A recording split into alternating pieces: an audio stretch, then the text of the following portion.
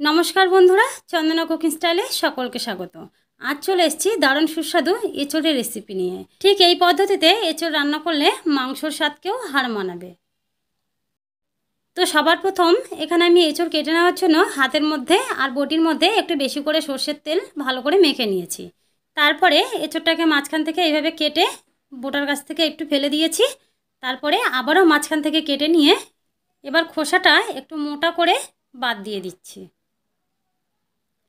তারপরে মাঝখানে যে শিরটা আছে এটাকে এইভাবে কেটে বাদ দিয়ে দিচ্ছি। তারপরে আবারও মাঝখান থেকে একটু কেটে নিচ্ছি, যেহেতু আমি এঁচোড়টা একটু ছোট ছোট টুকরো করব, তাই সেইভাবে মাঝখান থেকে কেটে ঠিক এইরকমভাবে ছোট ছোট টুকরো করে সম্পূর্ণ এঁচোড়টাকে কেটে নিচ্ছি।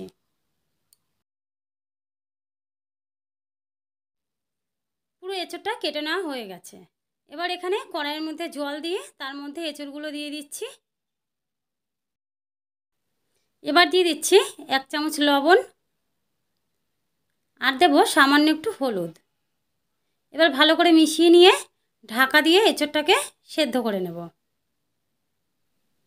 এঁচোড়টাকে আমি 10 থেকে 15 মিনিট মতো এইভাবে ঢাকা দিয়ে একটু ভালো করে সেদ্ধ করে নিয়েছি। এবার এই জলের থেকে এঁচোড়গুলোকে ছেঁকে তুলে নেব। এবার কড়াইয়ের মধ্যে দিয়ে দিচ্ছি 4 টেবিল চামচ সরষের তেল। এই তেলেই পুরো রান্নাটা করব, তার জন্য প্রথমেই বেশি তেল দিয়েছি। এবার এই তেলের মধ্যে দিয়ে দিচ্ছি কেটে রাখা আলু। এখানে আমি দুটো বড় সাইজের আলুকে ঠিক এরকমভাবে ডুমু ডুমু করে কেটে রেখেছি। আলুটা ভাজার সময় সামান্য একটু লবণ আর হলুদ দিয়ে তারপরে আলুটাকে ভেজে নিচ্ছি। আলুটা ঠিক এইরকমভাবে ভাজা হয়ে গেছে, এবার তুলে রাখছি। বন্ধুরা, এছাড়া একবার ঠিক এরকমভাবে রান্না করে খেয়ে দেখুন, দেখতেও খুব লোভনীয় হবে আর খেতেও ভালো লাগবে। এখন কড়াইয়ের মধ্যে যে বাকি তেলটা আছে এর মধ্যে দিয়ে দিচ্ছি 1/2 চামচ গোটা জিরে, একটা তেজপাতা আর গোটা গরম মশলা। এখন ফোড়নটাকে একটু ভালো করে ভেজে নিচ্ছি। খুব সুন্দর একটা গন্ধ বেরোচ্ছে ফোড়ন থেকে। এই সময় দিয়ে দিচ্ছি পেঁয়াজ বাটা। এখানে দুটো পেঁয়াজকে আমি আগে থেকেই বেটে রেখেছিলাম। এখন পেঁয়াজটাকেও এই তেলের মধ্যে একটু ভেজে নিচ্ছি। এখন দেখুন পেঁয়াজের কালারটা চেঞ্জ হয়ে গেছে। ঠিক এরকমভাবে পেঁয়াজটাকে ভেজে নিয়েছি। এই সময় দিয়ে দিচ্ছি 2 চামচ আদা আর রসুন বাটা। এখন আদা রসুন বাটাটা দিয়েও পেঁয়াজের সাথে আবার একটু ভেজে নিচ্ছি। বন্ধুরা, এছাড়া একটা পুষ্টিকর সবজি, আর ঠিক এরকমভাবে রান্না করলে তো খেতে পুরো মাংসের মতনই লাগবে। এবার আদা রসুনটা দেওয়ার পরে একটু ভেজে নিয়েছি। এখন দিয়ে দিচ্ছি একটা টমেটো বাটা। এখানে একটা টমেটোকে আগে থেকে বেটে রেখেছিলাম। এবার এর মধ্যে কিছু মশলা দিয়ে দিচ্ছি। দিয়ে দিচ্ছি 1 চামচ জিরে গুঁড়ো, 1 চামচ ধনে গুঁড়ো, 1 চামচ হলুদ গুঁড়ো, দিচ্ছি 1/2 চামচ লঙ্কার গুঁড়ো। ঝালটা আপনারা আপনাদের পছন্দের মতনই দেবেন। আর দিচ্ছি পরিমাণ মতো লবণ। এবার সমস্ত মশলাগুলোকে একসঙ্গে ভালো করে কষিয়ে নিচ্ছি। এই সময় গ্যাসের আঁচটা কমিয়ে দিয়ে সময় নিয়ে আস্তে আস্তে মশলাগুলো খুব ভালোভাবে কষিয়ে নিতে হবে। বন্ধুরা, আজকের ভিডিওটি ভালো লাগলে প্লিজ একটি লাইক করবেন আর চ্যানেলটি সাবস্ক্রাইব করে পাশে থাকার জন্য অনুরোধ রইল।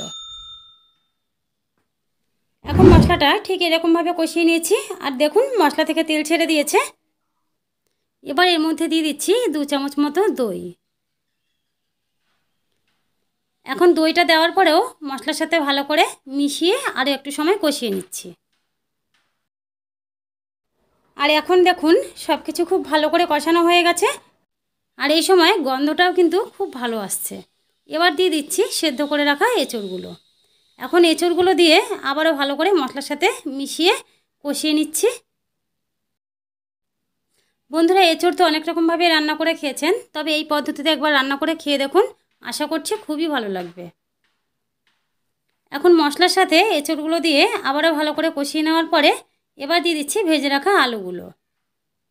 এখন আলুগুলোকেও একসাথে আবারও ভালো করে মিশিয়ে নিচ্ছি। এবার দিয়ে দিচ্ছি জল। আমি প্রথমে 1 কাপ পরিমাণ জল দিচ্ছি। এখন এই জলের সাথে সব কিছু ভালো করে মিশিয়ে নিচ্ছি। তারপরে আবারও 1 কাপ পরিমাণ জল দিচ্ছি। আর এই জলের মধ্যে এঁচোড় আর আলুগুলো খুব ভালো করে সেদ্ধ হয়ে যাবে। এখন ঢাকা দিয়ে আরও 10 মিনিট মতো রান্না করছি। 10 মিনিট পর ঢাকাটা খুলে সব কিছু ভালো করে নাড়াচাড়া করে মিশিয়ে নিচ্ছি। এখন দেখুন এঁচোড় আর আলু দুটোই খুব ভালো করে সেদ্ধ হয়ে গেছে। এবার দিয়ে দিচ্ছি 1 চামচ গরম মশলা। এখন গরম মশলাটা দিয়ে আবার ভালো করে মিশিয়ে নিচ্ছি। বন্ধুরা, এখন আমাদের এঁচোড় আলুর তরকারি কিন্তু একেবারেই তৈরি হয়ে গেছে। আর দেখতেও দেখুন কতটা লোভনীয় হয়েছে, আর খেতেও কিন্তু আরও বেশি সুস্বাদু হবে। তো বন্ধুরা, আজকের মতন এই পর্যন্তই। আবার দেখা হচ্ছে নেক্সট ভিডিওতে। সবাই ভালো থাকবেন। ধন্যবাদ।